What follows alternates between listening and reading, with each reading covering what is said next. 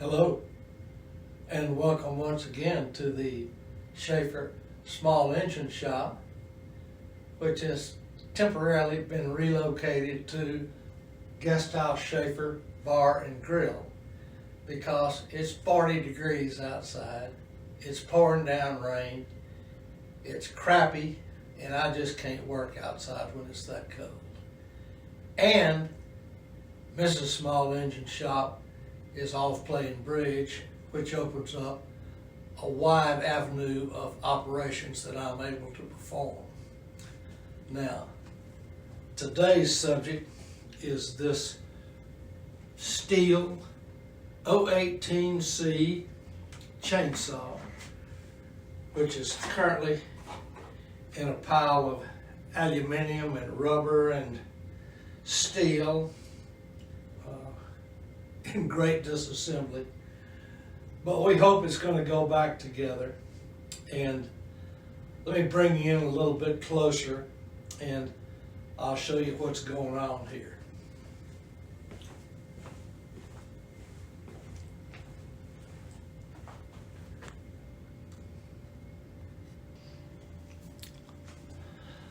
This 018C is a 1999 model, and it's 2023, so this saw is 24 years old.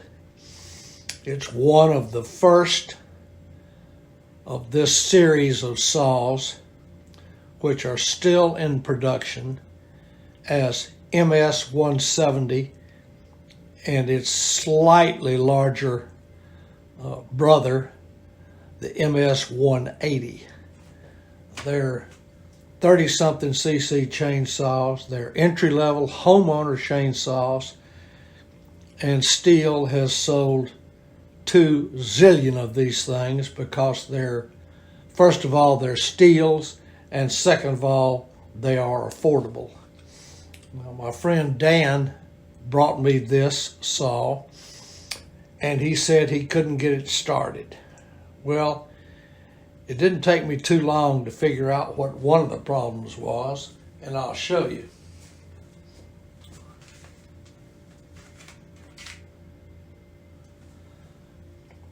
All of these pieces are what's left of the fuel line, which as soon as I took the gas cap off of it to look inside, I saw pieces of the fuel line and the fuel filter laying on the bottom of the tank, because it's completely rotten, and he could pull on it 1,000 times and it's not going to start because it's never going to get any fuel.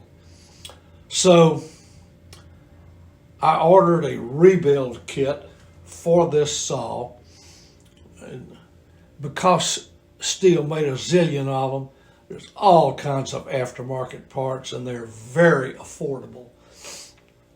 One of the kits came with a coil, and the other kit came with an oil pump.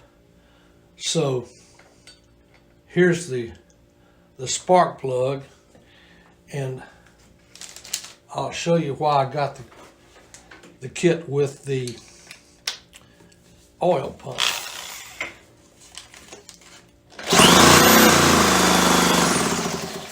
I don't know whether you can pick that up or not, but it's got plenty of spark. So I got the kit with an oil pump, and the bar and chain on it were pretty dry. So I've been fooling with it, running it with my electric drill, and the oil pump does appear to work on it. So that's one problem that I thought it might have that apparently it does not. So it slobbers some oil out, which is what it's supposed to do. Now, these little saws, this earliest model saw came with a Stihl Zama carburetor, and notice it's got a flat top on the top of it here covering the pumping diaphragm. And the kit I ordered, in case it needed a new carburetor, came with the later model carburetor, which is essentially the same, except this has got this big snout on it that all the later models have, and it connects into the air box. It's directly over the pumping diaphragm.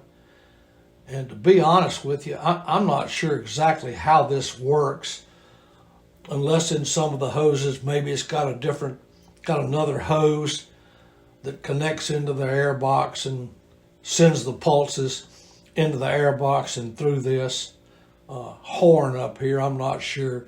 This one doesn't have that. It's just got the conventional setup of a little small hole in the intake manifold, connects directly into the crankcase so that it gets pulses up here and runs the pumping diaphragm on top. So I've had this thing now for about 2 weeks, and I have not done too much with it because it's been crappy outside, but I did run it a little while ago, and I'll show you about the oil pump on it. Let me turn it where we can get it like that, and maybe you can see the oil pump. Let me bring you in a little closer.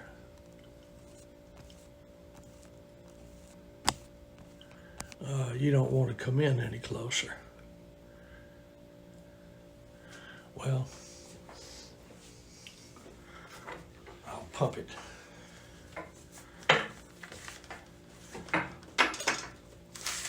I'm just going to hit it like this.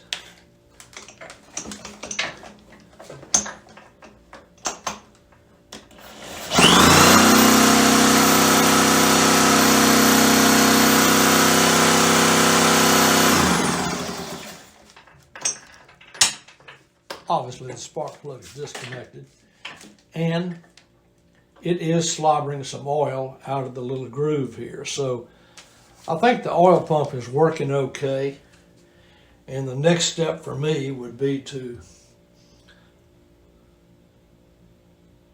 put some gas in it. I've already put in a new gas line, which was rotten, and the gas tank comes out, and I got it in without too much trouble. And one other thing I wanted to show you here, let me turn you off just a minute and see if I can figure out how we can take a look at this. One of the big concerns I had about this saw was what kind of shape it might be in internally. And I can tell you I was very surprised when I looked inside at the piston and exhaust port. They are spotless. And the piston, 24-year-old piston, you can still plainly see all the machine marks in the piston. The grooves from the lathe where it was machined are what actually hold the oil and separate the piston from the cylinder wall. And this 24-year-old piston and its two 24-year-old piston rings, see if I can get it down, they just look great.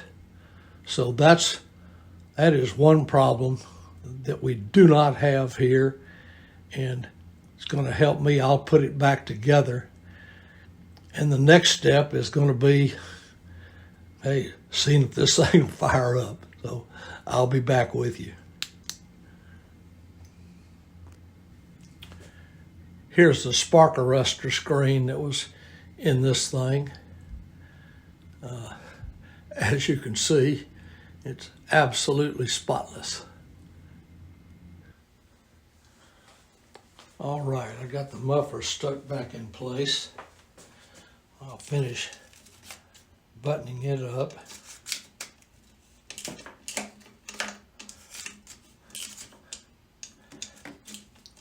Eight millimeter. I had this U-joint on there. getting at one of the carburetor bolts. That's pretty tight. I'm going to do a muffler mod on this thing as soon as I get it running. Open up these vents here a little bit, and that generally will greatly improve the performance.